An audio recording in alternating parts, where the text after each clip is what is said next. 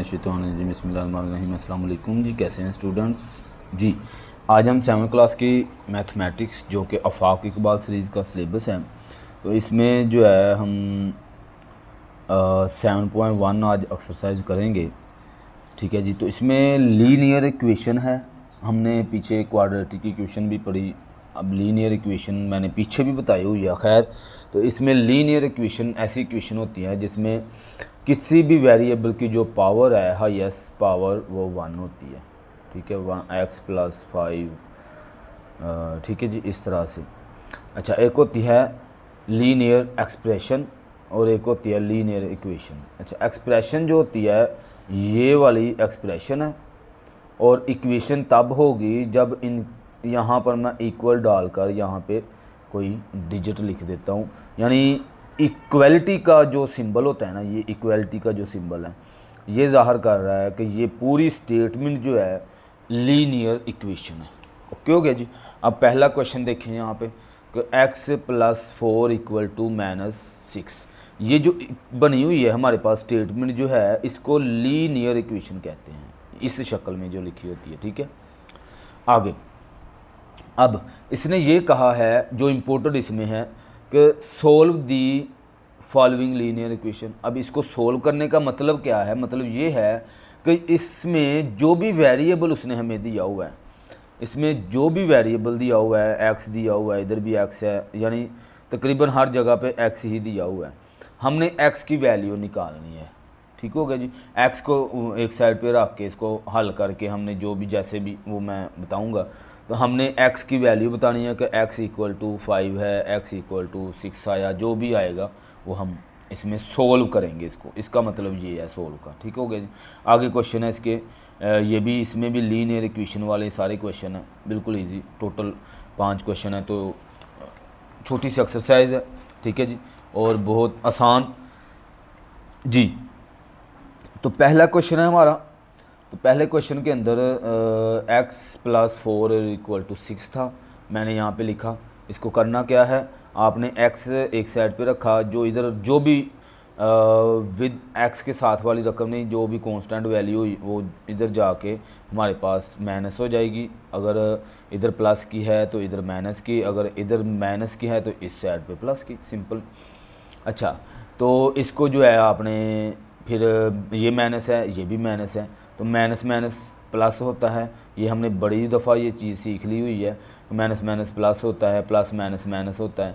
6 और 4 10, और ये बड़ी रकम वाला साइन इसके साथ आ जाएगा। ओके जी, इस तरह से हमारे पास x = -10 जो है आंसर आ जाएगा। ओके जी। आगे क्वेश्चन नंबर 2, इसमें देखना है आपने ध्यान से, ये मैं आपके सामने ही हल करूँगा। इक्वेशन हमें दी है उसने 3x - 6 = 18। ठीक है जी। अब मैंने कहा विदाउट x के साथ जो होगी, बगैर x के हमारे पास जो कांस्टेंट वैल्यू होगी, वो ये भी कांस्टेंट है, ये भी कांस्टेंट है, इसको उस साइड पे ले जाएंगे। 3x = ये इस साइड पे आकर इसके साइन चेंज हो जाते हैं, ये माइनस की थी तो प्लस की 6 हो गया। ठीक है, तो 3x = ये दोनों प्लस हुए तो हमारे पास आ जाएगा 24। अब देखें 3x जो है वो x के साथ जो है मल्टीप्लाई हो रहा है, जो 3 है ना वो इस तरह से है 3 × x। ठीक है, ये चीज़ हमने पीछे भी मैंने बताई हुई है, तो ये मल्टीप्लाई हो रही है। अब हम क्या करेंगे, इसको मैं इस साइड पे डिवाइड करवा दूंगा। ठीक है, 3 को यहाँ तो यहाँ पे स्टेटमेंट लिखे dividing by 3 on both side, एक ये तरीका है। दूसरा ये, इसको उठा के इस साइड पे ले आएँ, इस साइड पे ये मल्टीप्लाई हो रहा था, दूसरी साइड पे जाकर डिवाइड हो जाएगा। एक साइड पे प्लस की है, दूसरी साइड पे माइनस की, एक साइड पे माइनस की, दूसरी साइड पे प्लस की, इधर डिवाइड हो रही है रकम, दूसरी साइड पे जाकर मल्टीप्लाई हो जाएगी। ये चीज़ आपने सीख लेनी है।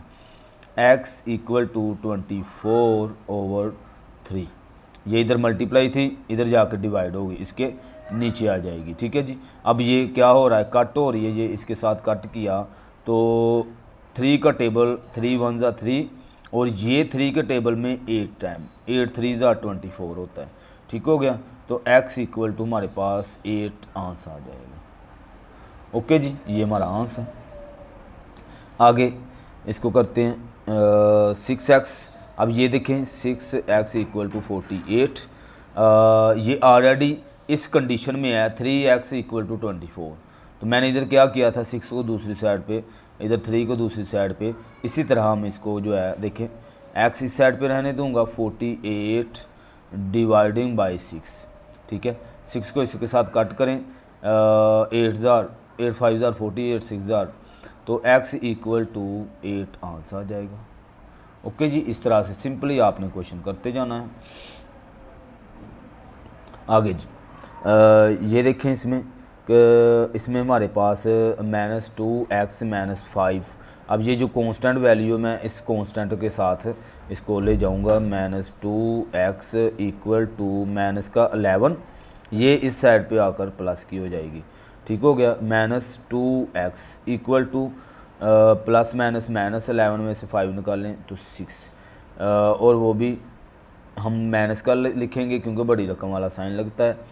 फिर x मैंने इस साइड पे रहने दिया, ये -2 इस साइड पे लेकर मैं डिवाइड करवा दूंगा इसको, -6 वैसे का वैसा, 2 इस साइड पे आया तो डिवाइड हो गया, ठीक हो गया। ये माइनस से माइनस कट हो गया, 2 से ये 3 टाइम हो गया हमारे पास, और x इक्वल टू 3 आ गया। ओके जी, इस तरह से हम इसको कट कर देंगे। आगे मैंने फिर सॉल्व किए हुए हैं क्योंकि मैंने ये 2-3 सवाल आपको समझा दिए हैं, सेम सारे क्वेश्चन ऐसे ही होने हैं। तो ये देखिए यहाँ पे x/5 + 3 इक्वल टू 2। अब मैं पहले सबसे 3 इस साइड पे लेके जाऊँगा, ये प्लस का था माइनस का हो गया, 3 में से 2 निकाले माइनस का 1। अब इस साइड पे देखें 5 जो है वो इसके साथ डिवाइड हो रहा है, मैंने पहले बता दी, सारा कुछ डिवाइड हो रहा हो मल्टीप्लाई हो जाएगा, दूसरी साइड पे मल्टीप्लाई हो रहा है, दूसरी साइड पे डिवाइड हो जाएगा। इसी तरह ये जो है इधर डिवाइड हो रहा है, इसको मैं इस साइड पे ले आऊँगा, ये मैंने इसमें ये गलत लिखा हुआ है, ऐसे नहीं है ये, ठीक है। क्योंकि अगर एक साइड पे डिवाइड हो रही है, दूसरी साइड पे जाकर मल्टीप्लाई होनी है, तो 5 जो है इस साइड पे मल्टीप्लाई होगा, तो -1 × 5 हो जाएगा, ठीक है। ये दोनों मल्टीप्लाई होंगे तो -5 इसका आंसर आ जाएगा। ओके जी, इस तरह से हम बड़ी एहतियात से करना है, मेरी हालांकि देख लें प्रैक्टिस कितनी है। खैर इसको आपने इस तरह से क्वेश्चन कर लेना है, ठीक है जी। जी तो आगे हमारा जो है क्वेश्चन F।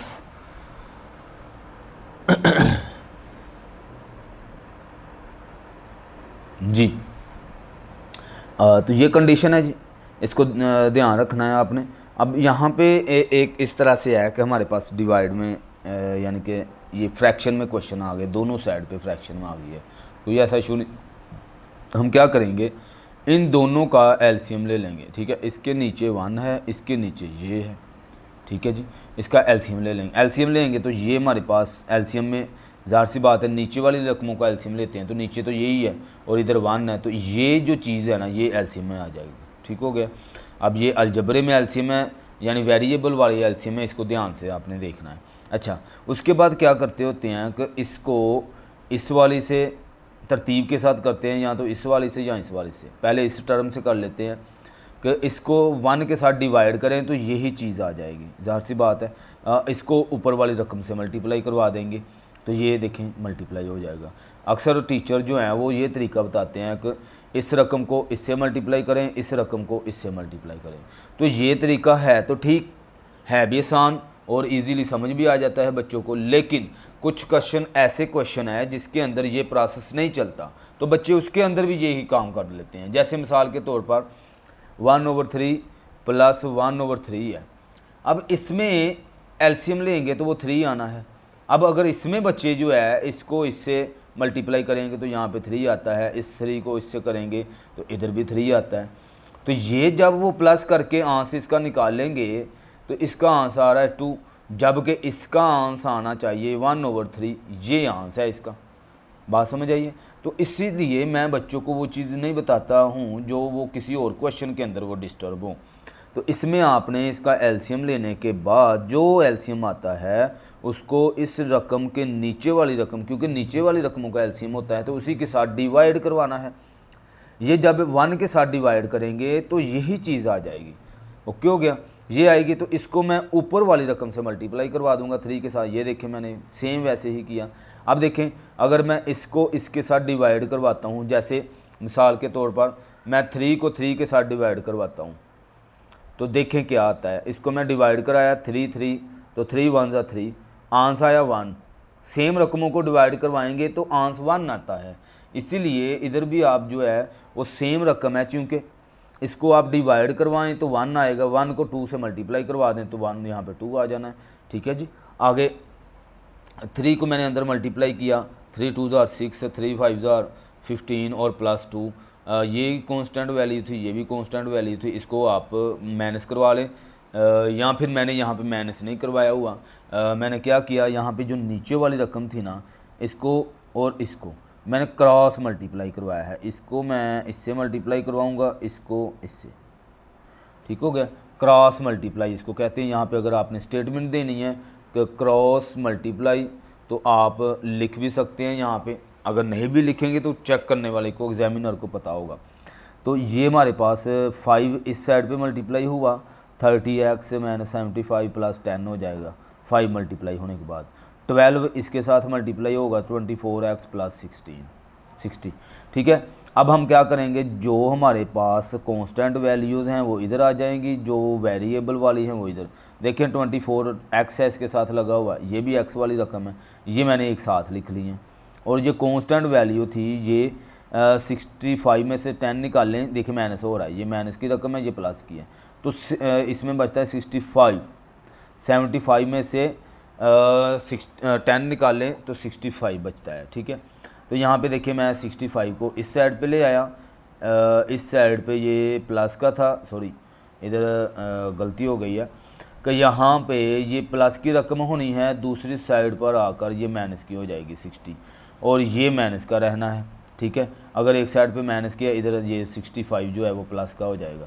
65 में से 60 निकालें तो आपके पास 5 बचता है। तो यहाँ पे अब जब मैंने इधर किया है इसको, क्योंकि नीचे मैंने क्वेश्चन लिख लिया हुआ था, वो सोल्व नहीं हुआ, तो यहाँ पे 125 नहीं आता, ये गलत हो गया। यहाँ पे आता है 5। ठीक हो गया। तो अब ये 6 यानी हमारे पास बच गया है 6x = 5। ठीक है। अब इसका आंस क्या आएगा, x मैं इस साइड पे ही रहने दूंगा, 6 को इस साइड पे डिवाइड करवा दूंगा ओवर 6, तो ये हमारे पास आंसर आ जाएगा। ओके जी। इस तरह से हमने क्वेश्चन को सॉल्व कर लेना है जी। क्वेश्चन नंबर इसका जी पार्ट, तो 8x + 2 = 18। अब हम क्या करेंगे, ये कांस्टेंट वैल्यू साइड पे लेके आए, ये प्लस की थी माइनस की होगी, यहाँ पे 16 आ गया। 8x = 16। अब आप जो है 8 को दूसरी साइड पे लेकर डिवाइड करवा दें, ये इधर मल्टीप्लाई हो रहा है, इधर डिवाइड हो रहा है, ये बार बार काम हो रहा है हमारा, तो ये इस तरह से आपने इसको सोल्व कर लेना है। ठीक है। आगे है क्वेश्चन नंबर 2। ठीक है। आगे क्वेश्चन नंबर 2 शुरू होता है, ये है स्टेटमेंट वाले क्वेश्चन, इसको ध्यान से आपने दें। रिदा एज इज़ 1/3, वो कहता है रिदा की जो एज है ना वो 1/3 है। The age of the her aunt, जो उसकी आंट है ना, एंटी है जो उसकी, खाला चाची ताई कोई भी होगी, खैर, तो if the sum of their age is 48, दो यानी एक रिदा है और एक जो है आंट है, इनकी जो एज का सम है ना, इन दोनों की एज का सम वो क्या बनता है 48। Find the present age of a Rida, Rida की एज पूछ रहे हैं वो, तो कोई ऐसा इशू नहीं है। तो यहाँ पे आपने क्या करना है, लेट करना है। सबसे पहले लेट किया, आंट एज हमें नहीं पता, क्योंकि रिदा की एज का उसने बताया 1/3 है, 1/3 है। 1/3 का मतलब होता है 1/3, और इसलिए रिदा की जहाँ पे जो एज है ना वो हम लिखेंगे 1/3x। ओके। अच्छा 1/3x लिखा है, आंट की एज हमने लेट लिखना लाजमी, लेट आंट एज हमें नहीं पता इसलिए x लिखा, रिदा एज 1/3x। ठीक है। क्योंकि इसकी एज से जो है इन दोनों की एज प्लस हो रही है, इसलिए हमने जो है इसको यहाँ पे लिखा है। ठीक है। अब अकॉर्डिंग टू क्वेश्चन क्या चीज़ है, यहाँ पे आप ये स्टेटमेंट लाजमी दें अकॉर्डिंग टू क्वेश्चन या गिवन कंडीशन, आप जैसे मर्ज़ी यानी कि वो दोनों बता दें कि क्वेश्चन के मुताबिक हम कर रहे हैं कि इसमें क्या है कि दो चीज़ों का सम। देखिए मैंने सेम उसकी बात मानी है कि सम ऑफ देयर एज, इनका दो सम 48 होता है। मैंने सेम स्टेटमेंट बना ली, लीनियर इक्वेशन बना ली है। अब इसको हल करने का तरीका पीछे मैंने क्वेश्चन नंबर 1 में बड़े अच्छे से सिखाया है। तो अब यहाँ पे गौर करें पहले कि दोनों x वाली वैल्यू हैं, ये भी x है, ये 1x है, ये 1/3x है। देखें इसके नीचे 1 है, अभी अभी मैंने एलसीएम वाले क्वेश्चन कराया, ये 3 आ जाएगा, यहाँ पे 3 इसके साथ मल्टीप्लाई होके 3x आ जाना है, ये 3 सेम है, ऊपर वाला x वैसे का वैसा आ जाना है, ठीक है। ये 3x और ये x 4x हो जाएगा और 48 वैसे का वैसा नीचे आ जाना है, ठीक है। अब क्या करें, क्रॉस मल्टीप्लाई करवा दें, ठीक है। इसके नीचे 1 है, 1 को इससे मल्टीप्लाई करें तो ये 4x ही आना है, 3 को इसके साथ मल्टीप्लाई करवा दें, ये देखिए 3 लिखा हुआ है मैंने यहाँ पे, वो थोड़ा सा ख़राब हो गया था जी। 4x = 48 × 3, दोनों को मल्टीप्लाई किया तो 144 आ जाएगा, ठीक है। इसको आप राह पे मल्टीप्लाई करवा देंगे, 8 3 24, 2 कैरी, 4 3 12 और 2 14, ठीक है। उसके बाद देखें 4 जो है वो इस साइड पे मल्टीप्लाई x के साथ मल्टीप्लाई हो रहा है, ये डॉट लगा देता हूँ, तो दूसरी साइड पर जाकर डिवाइड हो जाएगा। ये देखिए मैंने डिवाइड करवाया, कट किया तो हमारे पास 36। अगर आपको कट करना नहीं आ रहा हो तो आप इसको 144 4 के साथ डिवाइड करवाएं, 4 3 12, 2 और ये, यानी कि ये मुझे बताने की ज़रूरत नहीं है, ये आपको अच्छे से आता है डिवाइड करना। तो 36 आया, ये देखें इसको कट करें, 36 यहाँ पे आंस लिख दें, ओके। x = 36 आ गया, ओके। अब हमने बतानी है कि उसकी रिदा की एज बतानी है, ठीक है जी। यहाँ पे दोनों की एज ही मैंने बता दी हुई है, तो आप दोनों की लिख दें कि आंट की एज जो है वो 36 ईयर्स बनती है, ठीक है। और क्योंकि उसकी 1/3 थी तो 3 गुना ज़्यादा इसकी बनती है। जो उसकी आंट थी उसकी जो एज है वो रिदा से 3 गुना ज़्यादा थी, ठीक है। 1/3 का मतलब ये था, रिदा एज 1/3x, x की जगह पे वैल्यू पुट करेंगे 36, ये इसके साथ कट किया तो हमारे पास 12 आ जाएगा। तो रिदा की एज 12 साल और उसकी आंट की एज जो है वो 36। अच्छा जी, आगे क्वेश्चन नंबर 3। क्वेश्चन नंबर 3 में the price of 3 scarf and 3 abaya is 3565, ठीक हो गया। 3 स्काफ है जी और 2 बायाज हैं, तो इसमें जो है वो कहता है ऑल टुगेदर इनकी जो कीमत है ना, 3 की और इधर 2 की, टोटल 3565 रुपये बनते हैं, ठीक है। If the price of an abaya is 14 times the price of the scarf, अगर वो कहता है बाया की जो कीमत है ना 14 टाइम ज़्यादा हो price of the scarf, scarf की निस्बत जो बाया है ना वो महंगा है, कितने गुना, 14 गुना ज़्यादा महंगा है, ठीक है। तो हम देख लेते हैं इसकी क्या बनता है। तो हम सबसे पहले हमें बाय की जो कीमत है ना वो तो बता रहा है बाया कितने का है, कि 14 टाइम महंगा है, ठीक है, ज़्यादा उसके पैसे हैं, ठीक है। अगर ये बाया स्काफ जो है वो 1 रुपये का है तो जो बाया होगा वो 14 रुपये का होगा, सिंपल मैंने एग्जांपल दी है, ठीक है। तो यहाँ पे मैं देखते हैं क्या हम करेंगे इसको, कि सबसे पहले आपने स्काफ की क्यों हमें कीमत नहीं पता है लेकिन इसकी पता है, क्योंकि वो लिख देंगे कि 14 गुना ज़्यादा है, ठीक है। प्राइस ऑफ स्काफ x है, लेट किया मैंने यहाँ पे देखें, तो प्राइस ऑफ यहाँ पे मैंने ये लगा दिए, प्राइस ऑफ बाया ये है 14x हो जाएगा, क्योंकि इससे 14 गुना ज़्यादा है इसलिए 14x लिखते होते हैं, ठीक है। अकॉर्डिंग टू क्वेश्चन क्या है या गिवन कंडीशन है वो दोनों लिख दें, according to question given condition. एक चीज़ यहाँ पे बता दें कि जो कंडीशन उसने हमें दी है क्वेश्चन के अंदर वो ये है कि दोनों का जो सम है, यानी दोनों के पैसे जो स्काफ थे वो कितने थे, वो 3 थे, ये देखिए मैंने 3x लिख दिया है। जो बाया था वो कितने थे, वो 2 थे, तो उनके साथ मैंने 2 लिख दिया है। चूँकि हमने जो लेट किया हुआ है कि 14x और x, इसके साथ हमने ये 2 लिख दिया और 3 लिख दिया। ये 3 और 2 कहाँ से आया मैंने बता दिया कि 3 स्काफ थे और 2 बायाज थे, ठीक है। बाद में जो है ये हमारा इन दोनों को सम करने के बाद ये पैसे बनते हैं टोटल, ओके जी।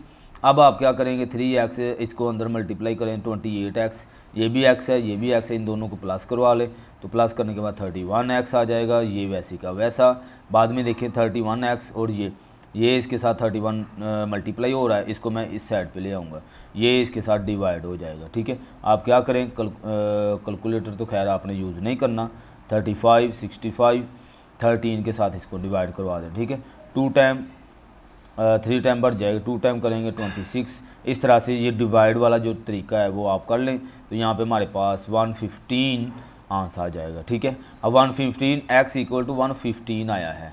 ठीक है, अब अभी ये आंसर नहीं आया, वैसे हमारे पास x की वैल्यू आ गई है। ठीक है, अब हम क्या करेंगे, scarf, price of a scarf वो क्या है यहाँ पे लिखें, प्राइस ऑफ अ स्काफ। अब स्काफ एक तो था नहीं, स्काफ हमारे पास जो थे वो 3 थे, मैंने लिखा प्राइस ऑफ अ 3 स्काफ्स, तो ये हमारे पास 3 स्काफ 3x हो जाएगा।